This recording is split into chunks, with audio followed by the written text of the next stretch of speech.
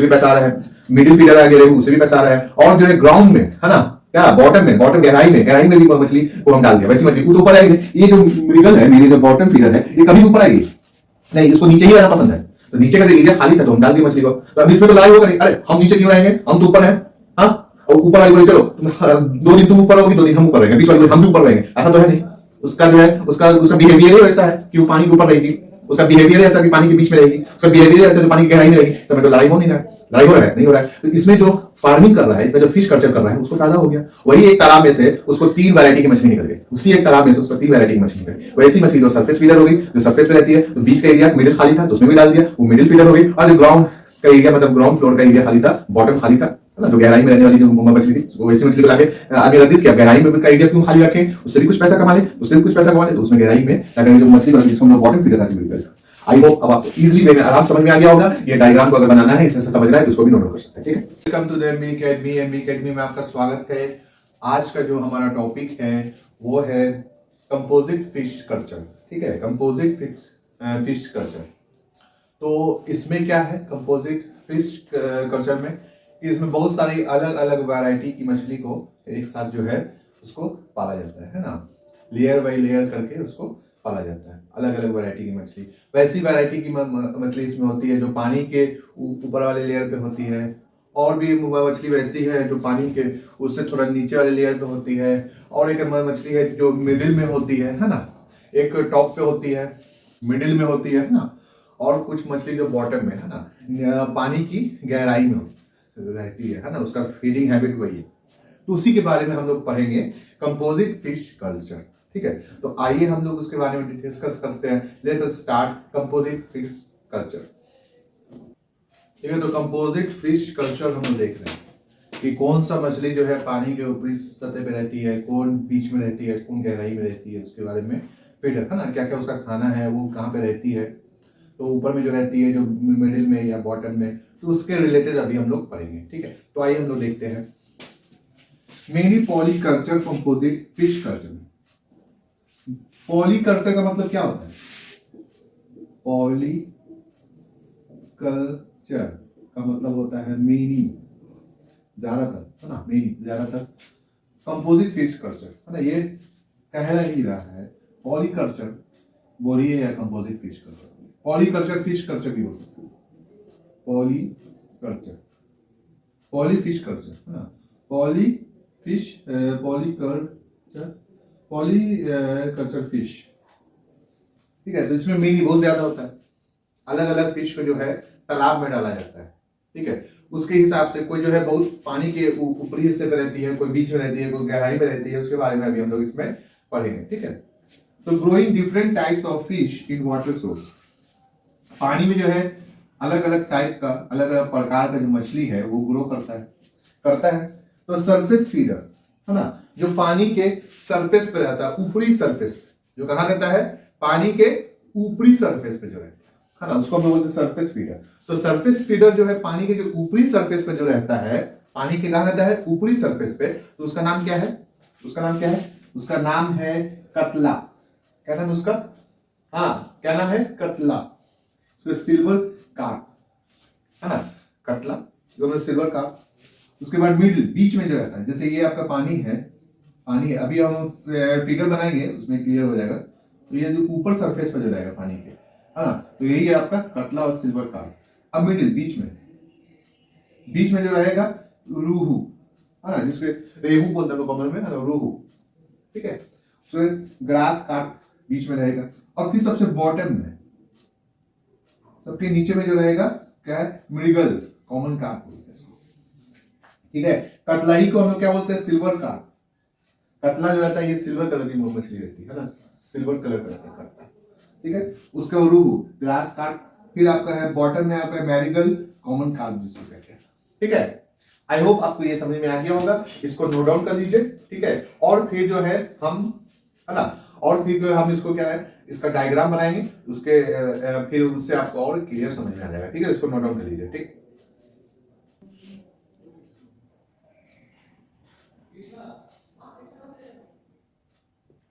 है। तो जो अभी हम लोग इससे पहले थ्योरी पढ़ा था, अब उसको जो है पिक्चर है ना, डायग्राम की मदद से अब उसको हम लोग अच्छे से समझेंगे।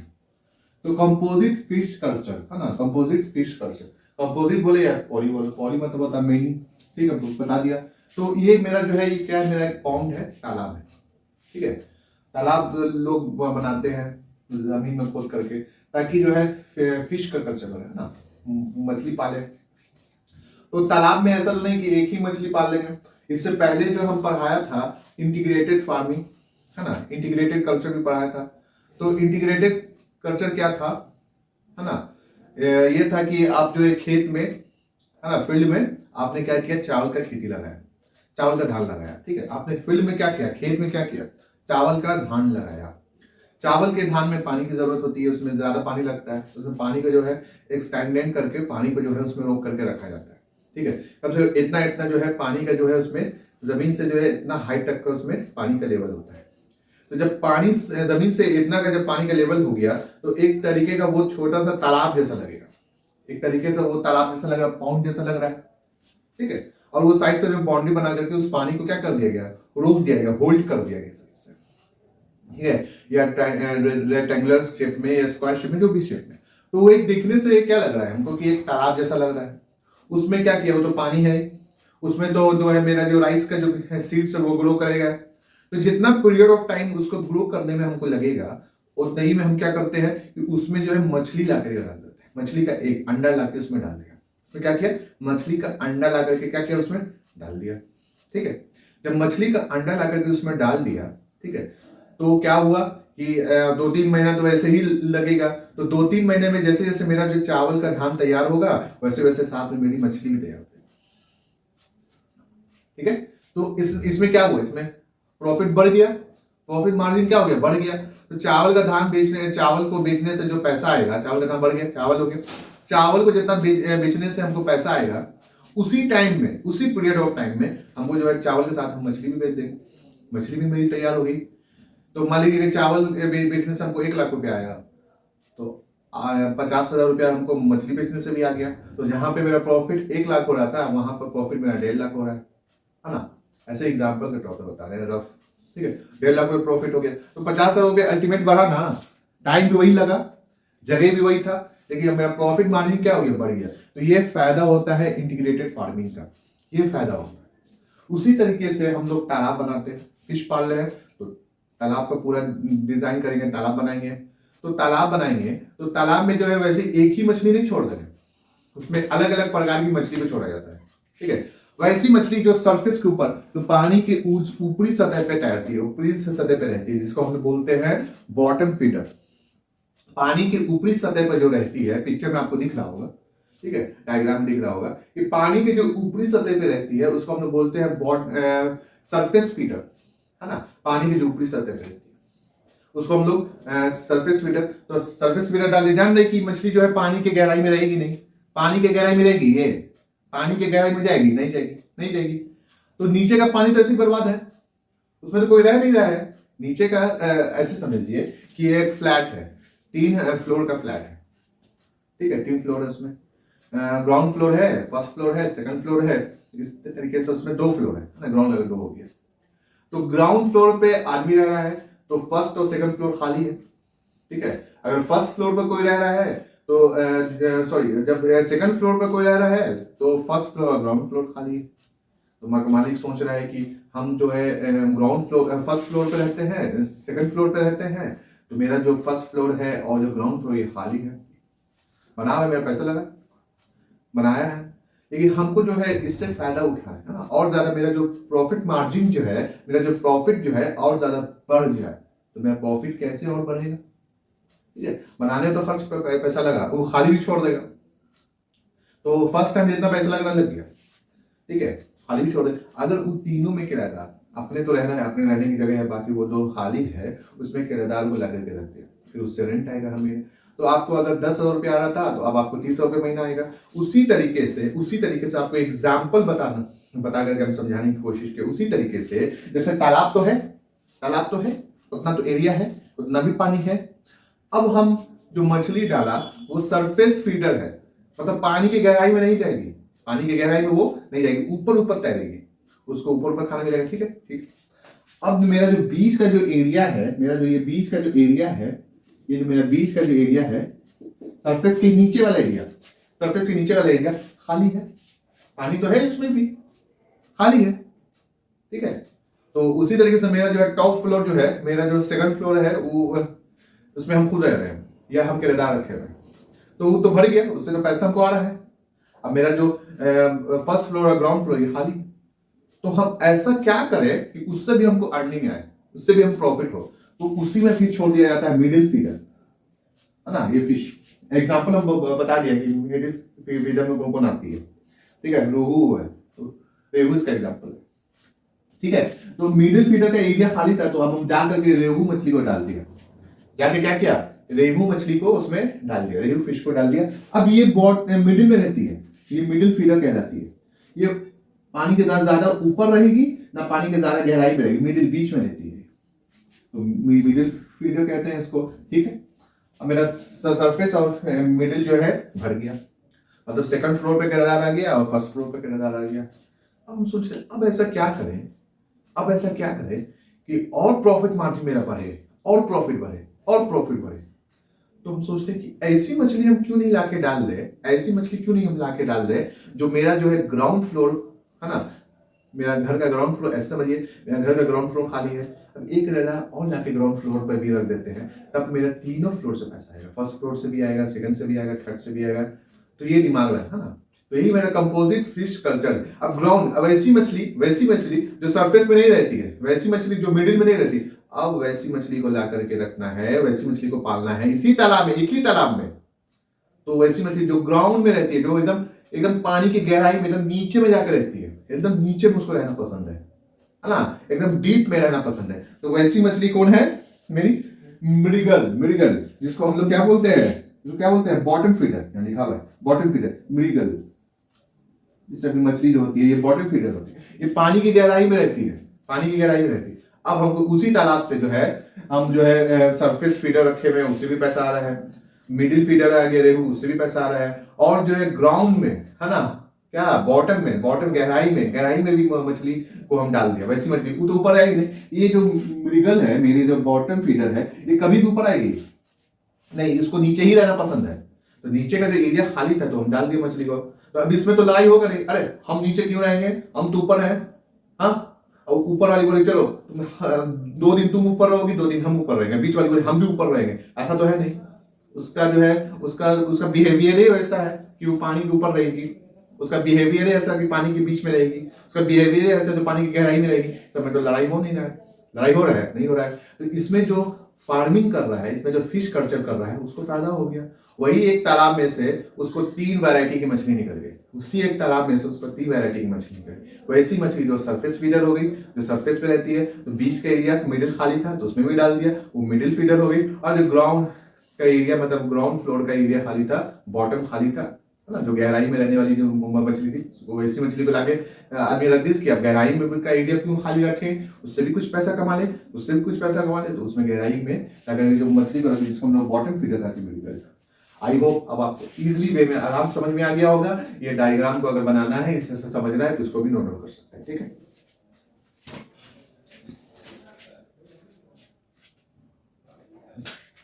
अब हम लोग देख रहे हैं, अब हम लोग का जो पॉइंट क्या है, इंपॉर्टेंट पॉइंट, एडवांटेज कंपोजिट करते हैं फिश कल्चर, है ना, एडवांटेज कंपोजिट फिश कल्चर। तो आइए देखते हैं हम लोग, इसके बारे में तो हम बता ही चुके हैं कि तालाब तो मेरा था ही, उसमें हम जो सरफेस फीडर डाल दिया तो पानी तो उतना है ही, ठीक है, सब कुछ है उसमें, मेरा कोई खर्च नहीं है इसमें, ठीक है। उसके बाद जो है मेरा जो बीच के पानी का जो एरिया है वो खाली ही है, बॉटम भी क्या है, खाली ही है, सिर्फ हम सरफेस वाला डाल दिया। अब हम सोचे कि ये इतना खाली ही है, इससे कुछ और प्रॉफिट निकाला जाए, इससे और प्रॉफिट किया जाए, उतना ही एरिया है, उसमें हम क्या किया, एक और फिश ला कर डाल दिया, है ना। तो वो सरफेस फीडर नहीं है, अगर सरफेस फीडर डाल दिया जाएगा तब तो कहानी खत्म हो जाएगा, बर्बादी हो जाएगा। अब मिडिल फीडर लिया है, वैसी मछली जो पानी के बीच में रहती है, ना ही बहुत ऊपर ना ही बहुत गहराई में, बीच में रहती है, तो मिडिल फीडर ला दिया, तो उससे फायदा होगा, वो मछली बड़ी होगी, फिर उसको निकाल के सेल करेंगे, उससे फायदा होगा, उससे प्रॉफिट होगा, ठीक है। रेहू जो है, फिर वैसी मछली को लाके रख दिया, अब मेरा गहराई तो खाली है, पानी का बॉटम का एरिया तो खाली है, उसमें तो कुछ नहीं है, उसमें भी लाके मछली डाल दिया, मिरिगल जिसको बोलते हैं, उससे भी क्या हुआ, पैसा प्रॉफिट होगा, लेकिन उसमें 4-5 वैरायटी की मछली भी आ गई और मेरा प्रॉफिट का मार्जिन भी बढ़ गया। इसको ऐसे इस तरीके से कहें, आम तो आम गुठली के भी दाम निकल गए, है ना, आम तो आम गुठली के भी दाम निकल गए। तो वही बात है इसमें, यही फीडबैक था इसमें मुहावरा। ठीक है, तो देखिए पहला बोला है fish do not compete food, मछली जो है एक दूसरे से खाने के लिए नहीं लड़ेगी, तो जो सरफेस पे रहती है वो बॉटम में कभी जाएगी नहीं, और बॉटम में कभी जाएगी नहीं तो लड़ाई होगा नहीं। जो सरफेस पे रहती है वो मिडिल में कभी जाएगी नहीं, मिडिल में नहीं जाएगी तो लड़ाई होगा नहीं। मिडिल वाली मछली कभी भी टॉप पे जाएगी नहीं, सरफेस पे जाएगी नहीं तो लड़ाई होगा नहीं। तो ये कह रहा है, तो कभी भी फिशेस में जो है खाने के लड़ाई नहीं होगी, डू नॉट कम्पीट फूड। अब दूसरा पॉइंट कह रहा है fish is available in all parts of the pond. अब फिश जो है हर पार्ट्स में अवेलेबल है, तालाब के हर पार्ट्स में मछली अवेलेबल है, टॉप पे भी, मिडिल में भी, बॉटम में भी, तो हर पार्ट्स पे अवेलेबल है ना। मछली क्या है, हर पार्ट्स पे अवेलेबल है, तालाब के हर पार्ट्स पे मछली मेरा अवेलेबल है। ये 2 पॉइंट हो गए। तीसरा पॉइंट कह रहा है कि 6 फिश की वैरायटीज हो जाएगी कल्चर टुगेदर, है ना, 4 से लेकर के 6 तक, है ना, 5-6, तो अलग अलग वैरायटी की फिश मेरे पास 4-5 वैरायटी की फिश हो गई, 5-6 वैरायटी की फिश हो गई, अलग अलग वैरायटी की फिश हो गई। हम अलग अलग वैरायटी की फिश मार्केट में सेल करेंगे, उससे ज्यादा प्रॉफिट होगा। जो हम सरफेस फिश पाल लेते हैं उससे हमको 50,000 हो रहा था, तो मिडिल फिश पाल लिया उससे हमको 1 लाख होने लगा, और बॉटम में भी मछली जाके डाल दिया, जगह वही है, बल्ले बल्ले 1.5 लाख रुपया हो रहा है। इस वजह से जो है मेरा जो मार्जिन है इनकम का, वो क्या हो रहा है, बढ़ रहा है, बढ़ते जा रहा है। ठीक है, उसमें मेरा तो कुछ नहीं, हाँ खाना डाल दिया वो सब वही खा लेगी, तीनों वही खाएगी। ठीक है, थोड़ा मार्जिन बढ़ा दे तो नीचे वाला सब उसी रूम से, उसी तालाब से हमको जो है 3 तरीके के फायदा होता है, सरफेस फीडर भी है, मिडिल फीडर भी है, बॉटम फीडर भी है। तरीके से रूम समझिए, एक रूम में जो है हम एक आदमी रह रहा था, अब एक आदमी रह रहा है, हम बोला कि देखो एक आदमी रहोगे तुमसे देंगे 10,000, ठीक है, अब 3-4 आदमी लाके रूम में डाल देंगे, तुमसे 2,000 लेंगे, 5 आदमी है तो 10 है, तो प्रॉफिट क्या हुआ सर, प्रॉफिट क्या हुआ, है ना। तो इसमें क्या है, इसमें है कि तालाब वही है, इसमें प्रॉफिट, उसमें प्रॉफिट नहीं है क्या। ऐसे भी तो वो एक तो किराएदार 10,000 रुपया दे रहा था, अब 5 लाके दे 2,000 रुपया, तो वैसे भी 10,000 रुपया आ रहा है सर, पहले भी आ रहा है, 10 भी आ रहा है, वैसे क्या प्रॉफिट है। तो इसमें इस तरीके का ये प्रॉफिट है, इसमें इस तरीके से ये प्रॉफिट है कि तालाब तो मेरा एक ही है, यही तालाब है, एरिया भी सेम है, पानी भी हम उतना ही डाल रहे हैं, ये नहीं कि इससे पहले पानी का में बढ़ जाए, पानी उतना ही डाल रहे हैं। ठीक है, अब इस पर सिर्फ सरफेस फिश हम डाल दे रहे हैं, सिर्फ सरफेस फिश डाल दे रहे हैं, तो ये सब एरिया तो मेरा एम्प्टी हो गया, मिडिल वाला बॉटम वाला सब एरिया मेरा एम्प्टी हो गया, इससे तो कोई फायदा हो नहीं रहा है। तो ये सबको हटाया, प्रॉफिट बनाते हैं, प्रॉफिट। अब जो है ये सब यहाँ पे भी एक मछली रह जाती है, यहाँ पे मछली पाल रहा है, ठीक है, अब बॉटम वाला खाली है, बॉटम वाला नहीं पाल रहा है, मार्जिन बढ़ा ना बिजनेस का, मेरा फायदा तो बढ़ गया ना, बस यही समझना है, फायदा तो बढ़ गया मेरा, जहाँ ये 50,000 1.5 लाख आ रहा है, ये बात कंफर्म समझिए, कुछ नहीं है, बस ये प्रोवाइड मोर यील्ड, ज्यादा फायदा तो ज्यादा मुनाफा, ज्यादा क्या यील्ड हो रहा है, मेरा मेरा मेरा यील्ड अर्निंग ज्यादा होगा ना। अब मान लीजिए कि ये जो है 10 केजी, ये 10 केजी 30 केजी, अब हम एक तालाब में मान लीजिए एग्जांपल 10 ही केजी मछली डालते हैं, अब उसी तालाब में हम 30 केजी मछली डाल रहे हैं, अलग अलग वैरायटी की, लड़ाई झगड़ा नहीं होगा, सब अलग, सरफेस वाली ऊपर में रहेगी, बॉटम वाली नीचे ही गहराई में रहेगी, अब मिडिल वाली बीच में रहेगी, लड़ाई झगड़ा नहीं होगा। हाँ, तो एक्स्ट्रा कोई फूड भी नहीं है, food is available in all parts of the pound के हर पार्ट्स में फूड अवेलेबल है, पानी है तो ऑक्सीजन हर पार्ट में अवेलेबल है, इस सब पे हमको खर्चा नहीं करना है, इस सब पे हमको कोई खर्चा नहीं करना है। ठीक है, तो यही सब तो एडवांटेज है कंपोजिट फीड फार्मिंग का, क्या यही सब तो फायदा है। अब जो है अब क्लास में सबसे बड़ी बात कि मोर यील्ड होगा, फसल ज्यादा होगा, हाँ तो इनकम भी ज्यादा होगा। तो ये तो इंटीग्रेटेड फार्मिंग देख लिया था एक ही समय में, उसी से रिलेटेड ये भी है कि तालाब में हम 3 वैरायटी की मछली डाल दिया और 3 से फायदा जनरेट कर रहे हैं। ठीक है, तो पिक्चर की भी मदद से हम आपको बताने की कोशिश किया, उसके बारे में लिख भी दिया, एग्जाम्पल भी बता दिया। अब जो है मेरा एडवांटेज कंपोजिट फिश कल्चर भी बता दिया। आई होप इतना सारा पॉइंट आपको बता दिया, आई होप कि आपको समझ में आया होगा। अब मेरा जो ये फिश कल्चर खत्म होता है, ठीक है, अब जो मेरा नेक्स्ट टॉपिक रहेगा वो बी कीपिंग रहेगा, मधुमक्खी को पालने था ना, शहद, तो मधुमक्खी से शहद मिलता है, तो बी कीपिंग, अब हम मेरा जो नेक्स्ट टॉपिक क्या है, बी कीपिंग, है ना, मधुमक्खी से, ठीक है। तो उसको क्यों पालते हैं, उससे पालने से लोगों को शहद मिलता है। तो ये मेरा नेक्स्ट टॉपिक है, ठीक है। आई होप कि आपको सारा टॉपिक अच्छे से समझ में आ गया होगा, ठीक है। तब तक के लिए क्या देखिए, अपना ख्याल रखिए, आसपास के एरिया को स्वस्थ रखिए, बड़ों को इज्जत कीजिए, छोटे से प्यार कीजिए। और हाँ, अगर आपको पेट्स नोट्स चाहिए, ठीक है, तो मेरा जो कॉन्टैक्ट नंबर है, व्हाट्सएप पे भी आप प्रोवाइड कर सकते हैं, हम आप व्हाट्सएप पे भी ले सकते हैं। तो मेरा जो नंबर है 9297750151, और आपके स्क्रीन पे भी ये नंबर शो कर रहा होगा, ठीक है। तब तक के लिए अपना ख्याल रखिए, आसपास के एरिया को स्वस्थ रखिए, ठीक है। और पढ़ाई में ध्यान ध्यान से पढ़िए, ठीक है। कोई भी पॉइंट अगर डॉट हो रहा है तो उसके लिए जो है आप कमेंट कर करके हमसे पूछ सकते हैं, ठीक है। जय हिंद, जय भारत।